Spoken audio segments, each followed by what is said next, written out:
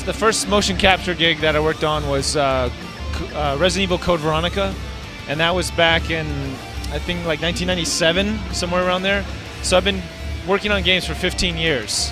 I'm a veteran in the, so they say in the video game industry. I used one of the first early motion capture systems. It was called a tethered system, where we actually had, or a magnetic tethered system, where we had wires coming out of us. We didn't use the reflective balls like we all use today. And I got the job because I was a stunt actor. I had worked on shows like Power Rangers, and I had a lot of like acting / physical experience. For the role of Chris, they were looking for somebody that could perform his own stunts, act, run around, be able to do it all without having to hire another stunt double or a different actor. And this all took place in Japan. So I was working with other Japanese actors, and I was the only white guy American actor there at the time. And then from there, it just progressed through the years. It progressed into the technology changed. I started doing more of the reflective markers, and the characters started becoming more in-depth, more film-like. The stories, the scripts. And then Devil May Cry came along, and I auditioned for the role of Dante. First for the motion capture. I got that part, went to Japan, and I did perform the motion capture. And then later, there was another audition for the voiceover part. And that was kind of my jump into the voiceover world. Up until that point, I really hadn't done any voiceovers. Just some really minor stuff here and there. A friend would ask me to help out with something. But it was really with the role of Dante that I really got my first juicy experience of voice acting.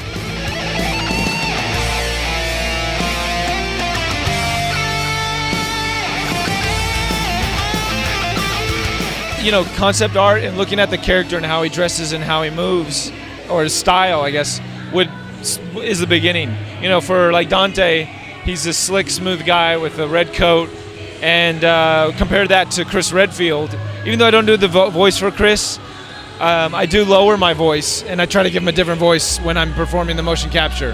And I think voice is one of the key components in acting and performance.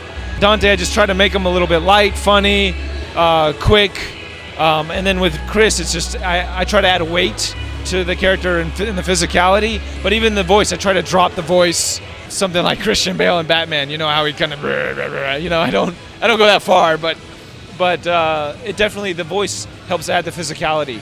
So actually, I do the voice before I go and do the physical part.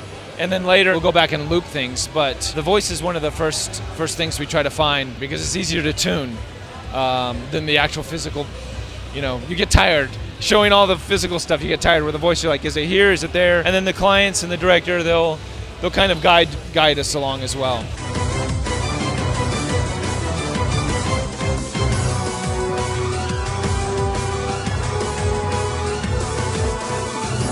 I get help from the directors, and they kind of reel me into that world. They'll show me some of the concept art, or they'll show me some of the moves, or let me hear the old voice that we recorded before.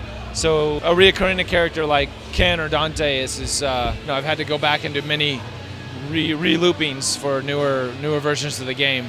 Usually it's just, you got to show me some stuff. The director will show me some previous stuff that we recorded, and then fill me in. Oh, here's who you are, where are we at, and then it just turns on, and then I'm going with it. It's all in the director's hands. I have nothing to do with it.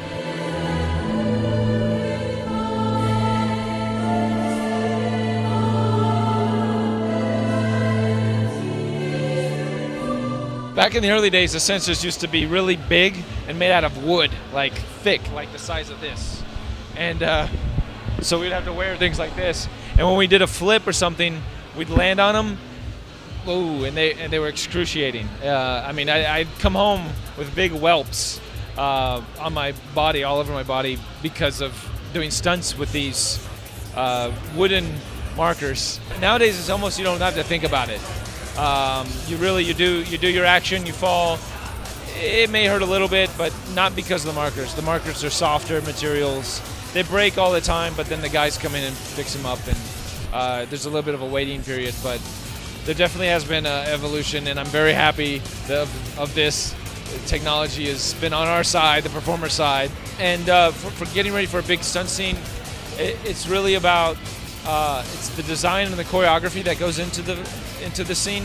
And if you have a good choreographer and a good stunt team, it's less work for me as a performer because it just naturally the moves match for the character. Usually for a lot of my work, I end up choreographing my own stuff because I come from that world. I had the opportunity to work with Jackie Chan and Sammo Hung and some of the greatest Hong Kong choreographers. They helped me. I really understand that action storytelling. It's a whole art in itself, and I've been doing that for many years as well. So it's almost easier for me to do the stunt stuff than it is to do the acting stuff. Don't look so big from where I'm standing. Now it's just you and me, Mr. Savior.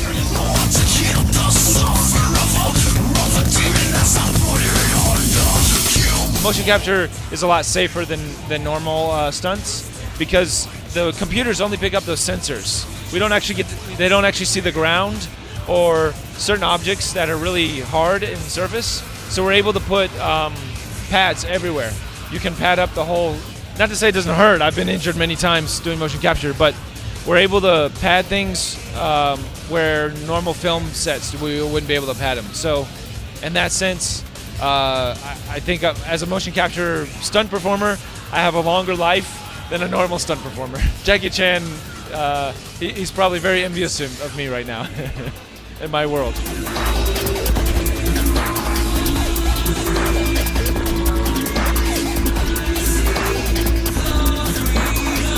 Unfortunately, the stuff I'm working on usually is top secret.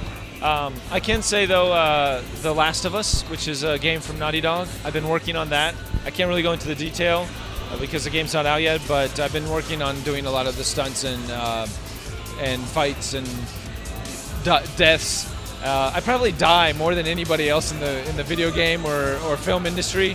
I get hired to die like 50 times. Can you die this way? Can you die that way? How about this way? You know, in a typical day in the motion capture suit, I'll die at least minimum of 20 times, 20 different ways to die. So I have died in every way imaginable, every way. So Last of Us is one. Recently, a couple games that just came out that my company worked on, as well as I did Ninja Gaiden.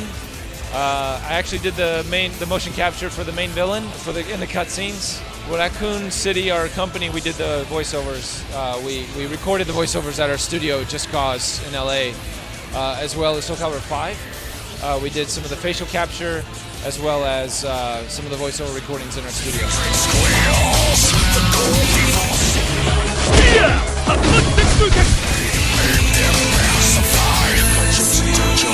I've actually had the company for many years. The company's Just Cause Productions, and we were kind of a production company for video game cinematics.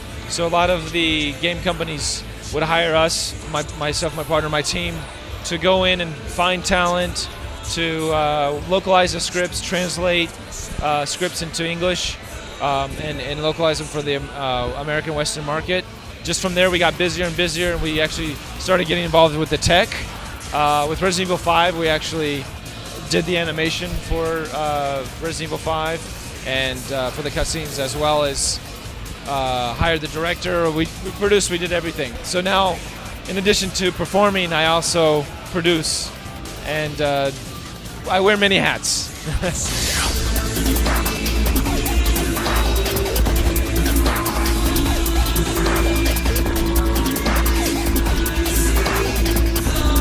Definitely, my true passion is acting and performing, and just, you know, if I could do that every day, I would. But my second passion, or I should say maybe even more of a passion, is working with a passionate team. And the team aspect to me is very important, and working with the right group and the right people.